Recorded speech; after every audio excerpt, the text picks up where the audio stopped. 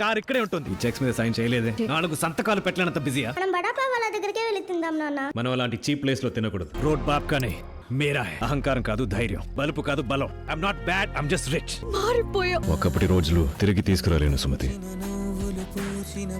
కానీ ఒకప్పటి భాస్కర్ని ఈ క్షణం నుంచి నీకివ్వటానికి నేను సిద్ధం. నేను నమ్మిన ఆశను అల్లిన నీడను కలగా మార్చేసావా? మరి ఎప్పుడైనా నేను ప్రశ్నించావా?